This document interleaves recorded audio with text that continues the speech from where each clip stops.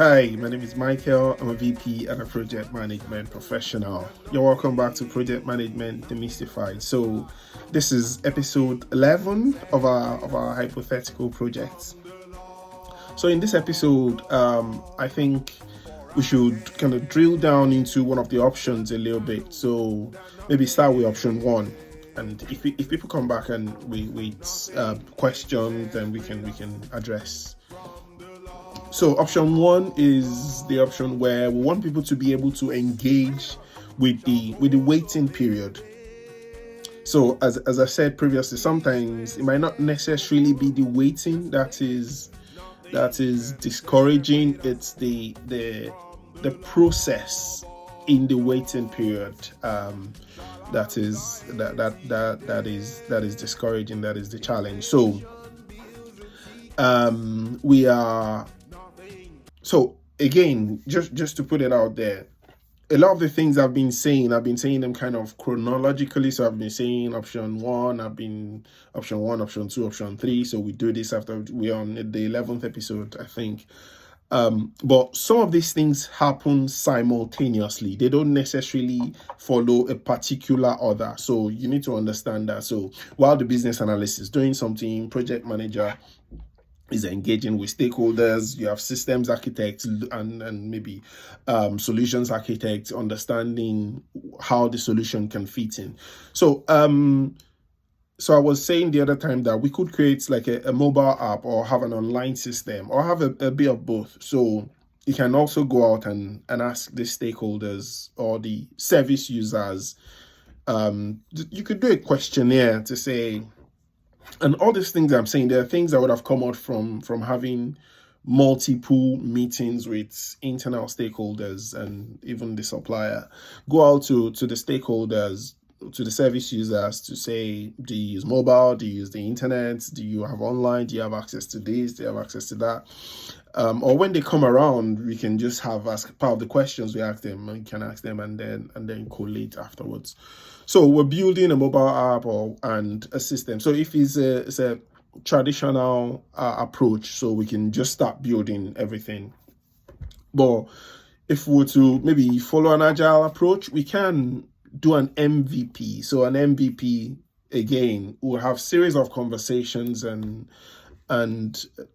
decisions, brainstorming sessions to know where we can start from if we want to build an MVP, a minimum viable product. So we can start with the least or with the one that will give the most value, depending on the cost and the risk and every other thing that needs to be considered. I'll go into a little bit more detail around the agile and the actual building of the products if we're using a traditional approach. Also, so the people like the systems architects, the solutions architects, they will start thinking about the feasibility of the infrastructure. So while the project manager will be thinking about the risk and risk to delivery, risk to the solution. So what things, hope everything is going on as they should be going. Are there any challenges that needs to be unblocked? People like the systems architect will be thinking about how the solution will fit with the existing system. So they have a good understanding of the existing system, the existing infrastructure.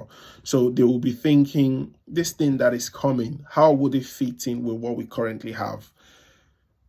Our current system can accept messages from service users, but when we build a mobile app on top, the database behind it, will the capacity still be able to maintain that? So maybe more people, maybe the capacity of the system is maybe, 100,000 people. And if people start engaging regularly, would it mean that 200,000 people will now have to be engaging with the infrastructure in the back end? So do we need to expand our infrastructure? So these are conversations that would be ongoing. So I'm just taking us to so many different places just to expand and broaden our thinking a little bit.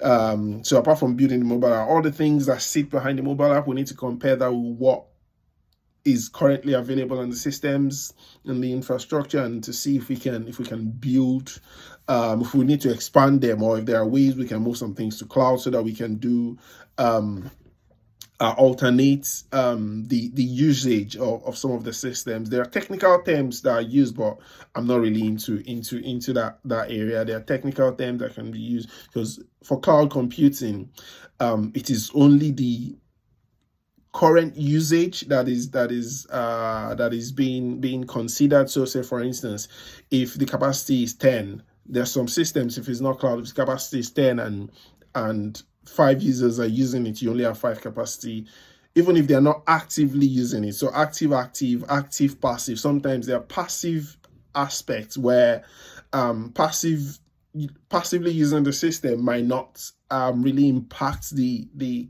capacity or the usage or the availability of the system. That's a mouthful there.